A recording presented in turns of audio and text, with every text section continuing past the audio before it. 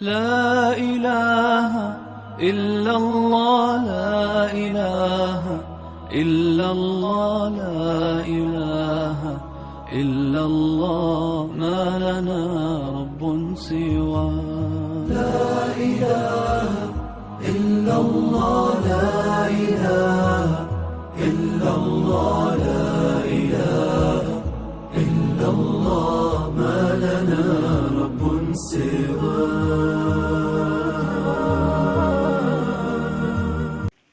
هر څه دی دین مونږ او تاسو ته ښودلی دي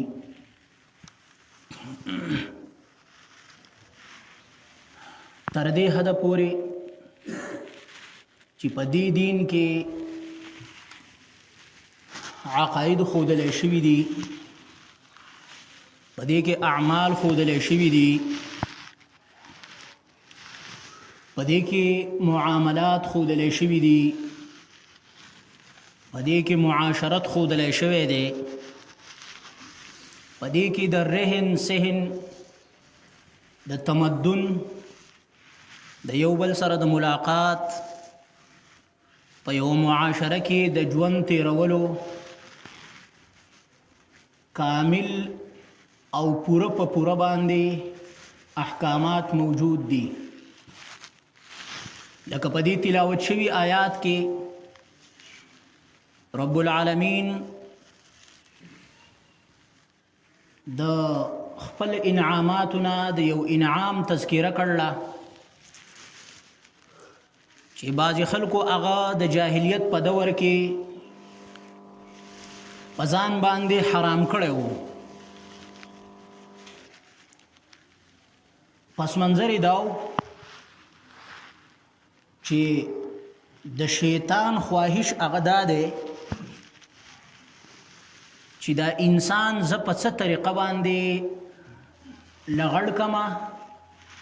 د دنه د حیا دا صادر هغه زه پورته کما. دا د شیطان خواهش دی د بنی آدم په باره کې. څه خواهش دی؟ بس انسان بربنډول. اوس هغه خو ډیر لوی جرنیل دی، ډیر لوی ماهر دی. هغه چې اوس یو کار کوي نه هغه داسې نه کوي ډایرکټ په یو سړي باندې، اول نه ولا ذهن په داسې طریقه باندې هغه جوړ کړي چې هغه کار ورته ښه ښکاره کړي. چونکې کله چې یو انسان باندې پوره په پوره کار سړی هغه کوي نه د هغې طریقه دی چې اول به د هغه ذهن جوړ کړي. نو شیطان د دې انسانانو زړونه هغه په دې طریقه باندې واړول، په دې طریقې ولا هغه ذهن سازي وکړه وی دا کپړې چې دي نو په دې کې خو تاسو ګناهونه کوئ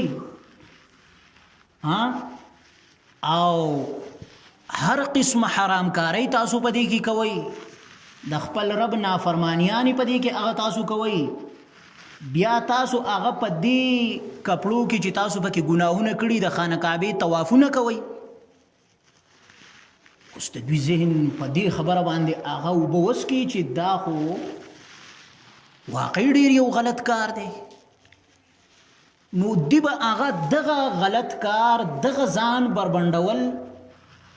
دا به دوی کول خو په څه طریقه باندې چې دا به یې ثواب ګڼو. لکه بعضې کار انسان کوي دی ګناه ګڼي، بعضې غلط کار کوي ذهن د انسان دی چې جوړ شي چې دی هغه ثواب ګڼي، دا به هغه دوی ثواب ګڼي. رب العالمین د دغې تذکره هغه وکړه چې قل من حرم زینة الله التي اخرج لعباده والطیبات من الرزق. دغه لباس چې الله تعالی زینت را لېږلی دی د دې خلکو دپاره دا چا حرام کړی دی؟ پوره زینت یې ورته هغه ویلي.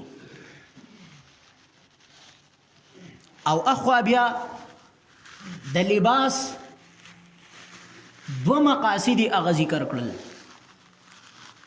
نمبر 1 چې یواری سوآتکم، چې لباس په دې شي چې نمبر 1 دا بستا جوسه پټي، او دویم نمبر باندې وریشه په دې سره به ته مزین او ښایسته ښکارېږي. پته ولګي دا چې د لباس دو مقاصد دي. یو مقصد د لباس څه شو؟ د انسان عورت په دې سره پټېدل، او دویم څه شو چې انسان په دې کې خپل مهذب شایسته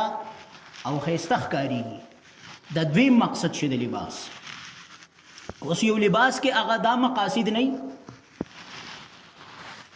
انسان لباس واغوندي خو د عورت په هغې باندې پټ نشي دا بیا لباس نه لکه حدیث شریف کې راځي پیغمبر علیه الصلاۃ والسلام فرمایي چې په اخیره زمانه کې به داسې ښځې چې کاسیات عاریات مائلات ممیلات چې کپړې به یې اغوستلي وي خو د هغې باوجود بیا به هم بربنډې وي او دغه زنانه دا به نورو ته هم هغه مایله کیدونکي وي او نور خلک به هم خپل طرف ته هغه را مایله کوي په اخیره زمانه کې به داسې زنانه هغه پیدا شي د دارالعلوم دیوبند محتمم حضرت مولانا قاری محمد طیب صاحب رحمت الله علیه د دې په تشریح کې لاندې درې خبرې اغلی کړي چې دا کم قسمه لباس دی دی حدیث لاندې فرمایي وي یو قسم خو هغه دی چې د انسان دا لباس دومره لنډي چې پوره په پوره په انسان نه پټيږي نمبر 1 حدیث شریف کې چې راځي چې کاسیات دا به اغوستي خو هغه باوجود به هغه لغړي نو په هغه کې یو داش چې لباس دومره لنډي چې د انسان بدن په نه پټيږي په دویم نمبر باندې چې لباس دومره تنګي چې د انسان د اندامونو ساخت هغه پکې معلومیږي لکه څنګه چې هغه د رواجونو مختلف روزي وضاحت ته ضرورت هغه نشته ټولو ته هغه پته ده نو دویم نمبر باندې څه چې لباس اغوسته خو لباس دومره تنګي چې د اعضاء بناوټ او ساخت هغه پکې معلومیږي دویم نمبر او دریم نمبر هغه لباس چې هغه دومره نری وي چې د انسان بدن په هغې کې ښکارېږي دا درې واړه د دې حدیث نه لاندې هغه داخلي او دغه قسمه زنانه چې داسې لباسونه هغه اغوندي پیغمبر علیه الصلاۃ والسلام فرمایي چې دی به په دومره مسافتونو کې چې دی نو د جنت خوشبوی هغه نشي بویولی حالن کې د جنت خوشبو چې ده نو وای د هغې خو په اوږدو مسافتونو سره د هغې بوی هغه محسوسېدی شي او دغه زنانه چې کوم داسې قسمه لباس اچوي نو دوی به په کلونو باندې چې مسافت هغه تطوی کې دومره لرې هم هغه دوی ته د جنت خوشبو نه نصیب کېږي لباس نن سبا مسلمانانو بس یو عام شی ګڼلی چې دا ما په کومه طریقه باندې هغه واچو بس څنګه لباس زما خوښ ما په دې کې د چا نقالي هغه وکړه داسې نه ده لباس چې دی د دې هم په اسلام کې یو لوی اهمیت دی ځکه چې دغه طعام حیواناتو او د انسان ترمنځ فرق په څه کې دی میخ هغه لباس نه اغوندي بیزه هغه نه اغوندي خرقچر هغه نه اغوندي دا شرافت الله تعالی دی انسان ته هغه ورکړلی چې دی لباس نور حیوانات هغې د لباس کسب نه کوي اوس دا لباس چې کله د انسان صفا لباسو او پاک لباسو او مهذب لباسو صفائی هم یعنی صفائی دویم پاک هم یعنی گنده نه نو د داسې قسمه لباس اثر د انسان په باطن باندې هم وي بظاهره چې کله یو انسان درست لباس اغوستلی که نه نو د دې اثر د انسان باطن ته هم ځي او د انسان ظاهر چې دی که نه دی د باطن ترجمانی چې باطن د انسان ټیکو پته لګي چې د انسان شرعي لباس هغه اغوستلی د په زړه کې د اسلامي روایاتو د اسلامي لباس د پیغمبر علیه الصلاۃ والسلام د طریقو د هغه د فرامین مبارکو د په زړه کې قدر دی ځکه خو خپل ظاهر هم د پیغمبر علیه الصلاۃ والسلام د وینا مطابق هغه جوړ کړلی اوس دا به داسې نه وي چې په کومه طریقه باندې انسان کم لباس هغه واچو د هغې دپاره شریعت هغه حدود ښودلي نه داسې چې هر جامه جایز ده او نه داسې چې هر جامه نه جایز ده حدیث شریف کې راځي پیغمبر علیه الصلاۃ والسلام د جمعات نه بهر ته تشریف راوړ او پلاس کې سره زرو او ریخم حریر ریخم. نو پیغمبر علیه الصلاۃ والسلام فرمایل وی الله تعالی دا سره زر او دا ریخم دا زما په امت باندې هغه حرام کړي. یعنی زما د امت مراد ترنه هغه نارینه چې زما د امت کم نارینه دي په هغه نارینه باندې الله تعالی دا سره زر حرام کړي دي او دا ریخم به هغه حرام کړي دي. وجه هغه دا چې د ریخم لباس وي کنه دا ډیر زیات باریک لباس وي او ډیر چې یو سړی لمنډه سم د صابانه بړبوقي معمولی چې دغه کی هغه به دغه لباس اغوندي. اوس نارینه چې دی نو دی خو غیرت له پیدا دی، دی خو جهاد له پیدا دی، دی به د دین خدمت کوي، سختی به برداشت کوي. نو چې کوم سړی هغه سختی برداشت کوي نه هغه ته دومره په پستو لباسونو په دې باندې چې عادتي هغه خو سختی نشي برداشت کولی. نو د ریخمونه او د سرو زرونه پیغمبر علیه الصلاۃ والسلام خپل د امت نارینه هغه منع کړ. اوس عام طور باندې خلکو ذهن کې هغه دا پرتی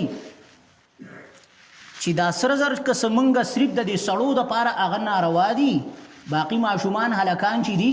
هغو ته چا د ګوتې ورته هغه په لاس کړي او په دې سر ورته اکثر دې علاقو کې رواج دی هغه څه شی ورته جوړ کړي په دې دغه باندې څه ورته وایي څه شی ورته وایي هغه هغه ګړدی غوندې ټیک هغه ټیک والا هغه جوړ کړي. نو دې مطلب دی چې دا خو ماشومان دي، بس ماشوم ته کتا هغه ګوتې واچوله، کتا ورته هغه ټیک په دې ټوپۍ باندې ولګو، کتا دته هغه پین شټ واغوستول، دا څه خبره ده؟ خو ماشوم دی. اوس زه لویمه جزه به یې نه کومه، خو دا خبره په ناپوهۍ باندې بنا ده.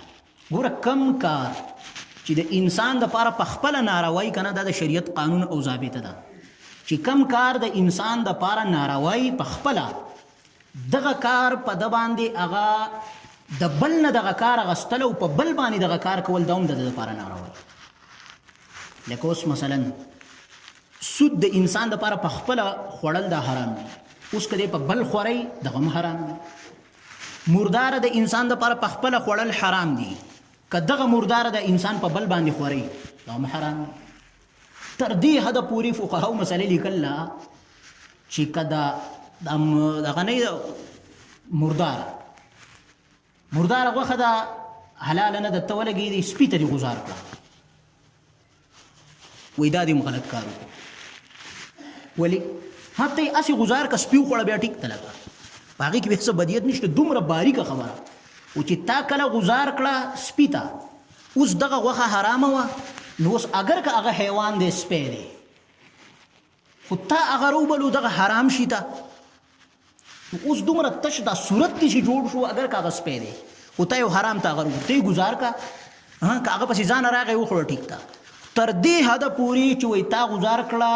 او سپي ته به هغه نیس پسې هم نه وایي چې راشه پسې ویې خوړه، ځانه به پسې راځي خوري به. وجه څه ده؟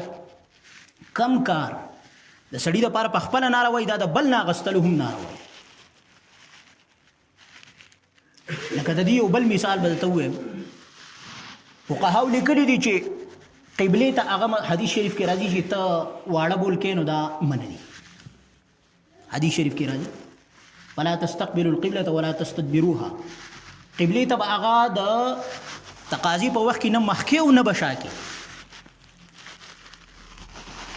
اوس کله دي شي چې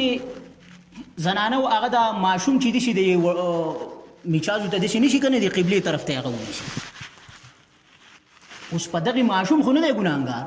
خو ته خو مکلف یې، په دې باندې هغه ته ګناهګار. اوس څنګه چې قبلې ته ستا دپاره هغه واړه بول کول ناروا دي، دقه شانتي ته په بل باندې هم هغه نشي کولی، نو په دې به ته ګناهګار یې. اوس هغه مکلف نه دی خو ته خو مکلف یې که نه. دقه شانتي غیر اسلامی لباس، مغربي لباس، د اغیارو لباس دا خپل ماشومانو ته اچول، په دې باندې به ماشوم ګناهګار نه وي، په دې باندې به دقه پلار ګناهګاري، په دې باندې به دغه مور ګناهګاري. زمونږ علاقو کې خلک وایي وای نه دای خو ولا د نیکه کور هغه په مینه باندې راوړلی او دا ګوتې ولا راوړله او دا ټیکې ولا راوړلی و په مینه دې ولا یو جایز شی راوړي که نه ناجایز ولا ولې راوړي دا مینه ټوله لاړه دغه ټیک له لاړه ناجایز شي له لاړه بس په دغه ټیک چې کومې پیسې ورکوي دا د دې ماشوم له اسې راوړي وردي کې ولا چې د ویانې به پې وله والي یا چې دی نه هغه حق ولی نور برابري اسلامي صحیح لباس دی به وله هغه والي ولې وله د انګریزانو لباس چې دی نه هغه دغه کوي د دې وخت نه د ماشوم په ذهن کې هغه خبره څه کېنئ چې ګوره زمونږ دا مشران چې اغوندي داسې لباس خو نه دی ما اوس ماشوم چې دی دغه وخت کې د ماشوم ذهن سازي هغه شروع کېږي اوس دغه ټیم کې د ماشوم په ذهن کې د کم لباس عظمت تا واچو دا ماشوم چې لوی شو د په ذهن کې به د هغه لباس عظمت تا پروږي د تعجب خبره دا ده چې مسلمان چې کوم لباس ته نن سبا ښایسته لباس وایي د دې د مختصر غوندې پس منظر وایم چې دا لباس د کم ځای نه راغلی او د څه شی دی مختصر شان اوږد تاریخ له بګې نه ځو زمونږ مسلمانان معزز لباس څه ته وایي پینټ شرټ ته نه مونږ ورته نه وایو الحمدلله مونږ دغې ته د خنزیر نه زیات هغه بدګورو مقابل کې زمونږ د پیغمبر طریقې موجود دی الحمدلله ثم الحمدلله مسلمانانو سره یو دین هغه موجود دی او دشي دین وسره هغه موجود دی د مسلمان سره چې دته مکمل معاشرت هغه خودلې دته د بل چا ضرورت هغه نشته بس دی په خپل باندې کامل دی هیڅ ضرورت هغه دته نشته خو د مسلمان په ذهن کې هغه دغه کوټ پتلون دا یو معزز لباس کاریږي حالان کې دغه کوټ پتلون دا دشي نه ده چې دا چېرته داسې معزز لباسو دا انګریزانو په حقیقت کې دا لباس هغه راغستلی و د ترکو نه په ترکو کې د مشرانو ته به هغه دغه تاریخ یادي چونکې مشرانو دغه به ډېر په شوق سره به د ترکو د خلافت چې و د دغې تاریخ په ډېر په شوق سره هغه کتو اکثر به د خپل ماشومانو هغه نومونه مې ایښودل نو په هغې کې یو خلیفه تیر شوی دی سلطان محمد الفاتح نو هغه سلطان محمد الفاتح چې و هغه یو فوج جوړ کړی فوج او د هغه فوج دپاره دا لباس یې مقرر کړی دا پینټ شرټ خو دا څنګه پینټ شرټ دا داسې پینټ شرټ و چې د هغې دا پرتوک چې و دا به ډېر زیات حرت و داسې به نه و لکه نن سبا چې څنګه ټیټ دی بدن له هغه ورغلی دا به داسې نه و دا به بالکل کولا و او له پاسه دا کمیس چې به یې پې اغوستلی و که نه دا شرټ غوندې دا به دومره اوږد و چې دا به لاندې هغه را رسېدو د زنګونانو پورې دغه ځای ته به را رسېدو اوس د 1800 صدۍ نه مخکې د انګریزانو لباس د انتهایی بیکاره لباس و په دنیا کې چې کله دغه فوج راولګېد د سلطان محمد الفاتح دا فوج او قسطنطنیه استنبول چې ورته وایي هغه یې په قبضه کړ نو دنیا کې هغه یو نوم جوړ شو او دغه لباس چې په دې کې به هغه دوی دپاره فوج وګرځېده به ورته هغه اسان و منډه تړله به ورته اسانه وه دغه لباس انګریزانو خپل کړ نقل یې د چا نه راواغست خو تبدیلي پکې څه وکړه چې نوعیت یې ولا بدل کړ هغه لباس یې تنګ کړ اوس مسلمان چې کله نو مسلمان خو دی خو چونکې د هغو شادو دی ده چې څه کړو چې هغو دا اغوستلي جدې ولګې د هغو نه یې زیات تنګ کړو او خپل ماشومانو ته په خپله باندې او ډېرو ځایونو کې خو پکې خپل زنانو ته هم هغې ته هم دغه لباس هغه واچو ډېره غټه د افسوس او د بېغیرتۍ خبره ده د مسلمان دپاره چې مسلمان معاشرۍ او د ده سره د پیغمبر علیه الصلاة والسلام غوندې هستۍ تعلیمات هغه موجود دي د هغې باوجود دی د اغیارو غلامي کوي او دی هغه طور طریقې خپل ماشوم ته په ذهن کې ورچوي تر دې چې کم سکولونه چې هغه یې په کار دا ده چې په سکولونو کې کم ذمه دار حضرات دي استادان دي د سکول مشران دي په کار دا ده چې د ماشوم په تعلیم باندې هغه زور ورکړی شي ماشوم ته فنون هغه وښایه ماشوم په دې خپل کار کې هغه مخ په وړاندې بوځه نه هغه ماشوم ته څه وکړي؟ ماشوم ته به هغه انګریزي سر او انګریزي لباس دا به ماشوم ته هغه واچي او بس وایي دا څه خبره ده، خو د سکول یو دغه دی او په دې کې خو انسان مهذب ښکارېږي، په دې کې انسان ښایسته ښکارېږي، په دې کې انسان ښایسته نه ښکارېږي، په دې کې انسان بدنما ښکارېږي. کم از کم دا ذمہ دار حضراتو که هغه د سکول سره تعلق ساتي، نور د سرکاري ادارو سره هغه تعلق ساتي، د هغې دا ذمہ داري ده چې ماشومانو له خپل مشرقي لباس، خپل اسلامي لباس دا ورته هغه په ذهن کې ورواچي او د دې عظمت ورته هغه په ذهن کې کېنوي. او که داسې نه او انسان په خپله د خپل روایاتو نه بیزاره شي، نو کم قوم چې د خپل لباس او خپل قومي روایتونو نه بیزاره شي که نه، نو د هغه قوم وجود د سره په دنیا کې ختمیږي. اوس د مسلمانانو خپل یو تهذیب دی، مشرقي خپل یو تهذیب دی. اوس که مسلمان د دغې نه هغه بیزاره شي، مسلمان وجود به د سره په دنیا کې ختم شي. د دې ډېر زیات اهتمام هغه پکار. دا خبرې موږ ډېرې زیاتې وړې ګڼو، خو حالن کې دا وړې نه دي، دا ډېرې لویې خبرې دي چې پیغمبر علیه الصلاة والسلام فرمایي چې من تشبه بقوم فهو منهم. دې سره به څه کوې چې کم سړي د کم قوم سره مشابهت اختیار کړ، نو دی به د هغه قوم دی. اوس کاره خبره ده چې دغه په غاړه کې دغه شی تا را ځوړند کړی دی، وایي دا څه خبره ده؟ صفا د عیسایانو د صلیب هغه نشان دی، دې طرف ته هم صلیب داسې یو نښه عیسایانو عقیده ده چې عیسی علیه الصلاة والسلام په دې باندې پسولی شوی دی.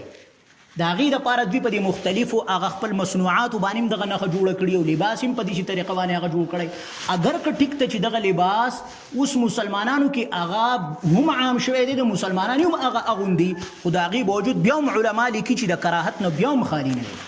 بیا هم هغه دغه لباس په نسبت ته مسنون لباس باندې چې کوم د صلحاو نیکانو خلکو لباسي او کوم په اسلامي تهذیب کې کوم لباس هغه مقرر دی، د هغه لباس مقابله کې دا لباس هغه خپلول دا بیا هم هغه مکروه دی. تشبه هغه دغه ته ویل کېږي چې انسان خپل هر څه پرېږدي خو بس دی د بل په خپو باندې هغه ودرېږي. حالانکه اسلام داسې مذهب دی چې اسلام دا غواړي چې دا مسلمان دی په ټوله دنیا حکومت وکړي، دا مسلمان دی د غیر اعلی کار نه، مسلمان چاته محتاج نه، د دې وجې نه خو داسې جامع دیني ولا هغه ورکړلی، د خوراک طریقې ورته ښووله، د څښاک طریقې ورته ښووله، په معاشرت کې یو خس کې هغه تر دې حده پورې چې د وړو بولو د لوی بولو طریقې ورته هغه ښووله چې په دې طریقه باندې به هغه کښېني. د دې دپاره چې مسلمان د غیر اعلی کار نه دی، هغه د نورو په طریقو نه روان دی، د خپل پیغمبر په طریقو باندې روان دی. اسلام یو داسې مذهب دی چې مسلمان مخ په وړاندې بوتلل غواړي، شاته کول یې هغه نه غواړي. او الله تعالی فرمایي یا ایها الذین آمنوا لا تتخذوا اليهود والنصارى اولیاء. دا یهود او نصارا د خپل دوستان هغه مه ګرځوئ. بل ځای کې دی یا ایها الذین آمنوا لا تتخذوا بطانة من دونكم لا يألونكم خبالا. خپل رازداران هغه مه ګرځوئ. او د دې علماو لوی نقصانات د غیر اسلامي لباس په خپل دغه باندې راچول، خپل هیئت غیر اسلامي جوړول، د دې غټ نقصان هغه دا لیکلی چې دې سره به هغه اسلام چې څنګه یو خو عقاید دي، یو ظاهري چې دی نه هغه کم اعمال دي، ظاهري طور طریقې دي چې د هغې په ذریعې سره د مسلمان او د غیر مسلم ترمنځ هغه فرق کیدی شي. څنګه چې ګوره انسان الله تعالی په دې طریقه پیدا کړلی چې د نور حیواناتو نه د ده امتیاز یې کړلی چې ګوره دا حیوان دی، دا حیوان دی. هر یو حیوان یې خپل یو تشخص ورکړلی چې دی په هغه تشخص سره د نورو نه ممتاز. دقه شانتې الله تعالی مسلمان له یو لباس هم ورکړی دی، لکه څنګه چې ګوره زنانه ده او نارینه ده، دواړه په جدا طریقه پیدا کړلي، په جدا طریقه باندې هغه پیدا کړلي. څه دپاره؟ دې دپاره چې دې دواړو ترمنځ هغه فرق کیږي. ورنه که دغه امتیاز چې الله تعالی فطري طور پیدا کړلی چې نارینه له هغه ګیره ورکړله، د برید هغه راخیږي، که دغه امتیاز هغه د نارینو د زنانو نه بیا پته نه لګېده. اوس هغه فطري طریقه چې دی یو انسان الټه کي، دی هغه په ګیره باندې چاړه وګرځوي، هغه لرکي. اوس مفتي رشید احمد صاحب مرحوم به فرمایل وی ګوره الله تعالی وایي چې ما ته سړی پیدا کړي، بیا سړی وایي چې نه زه خفه یم، تا زه ولې سړی پیدا کړی ما، زه به دې دا ښځه پیدا کړې وم، ما ته د دې شکل خوښ دی، جو دیم ځان هغه شانې کوي. دقه شانتې یو لباس دی، لباس هم هغه اسلامی لباس به اچي غیر اسلامی لباس د هغې د ټولو نه غټ نقصان خو هغه یو دا دی چې ظاهري کم امتیاز چې د مسلمان او د غیر مسلمه ترمنځ دی هغه به ختم شي او دویم نمبر باندې دا د اسلامی حمیت او غیرت نه خلاف خبره ده چې د مسلمان سره خپل هر څه موجود دی او د غیرو په طریقو باندې اغزي او بل خبره ده چې کله د یو انسان لباس د صالحانو د دې اثر د انسان باطن ته هم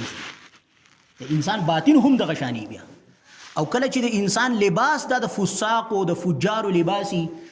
نو دغه لباس اثر علما وي دوم هغه باطن ته ځي دغه انسان زړه چې دی نه هغه به ګندکیږي هغه به نیکی طرف ته هغه نه رامایله کیږي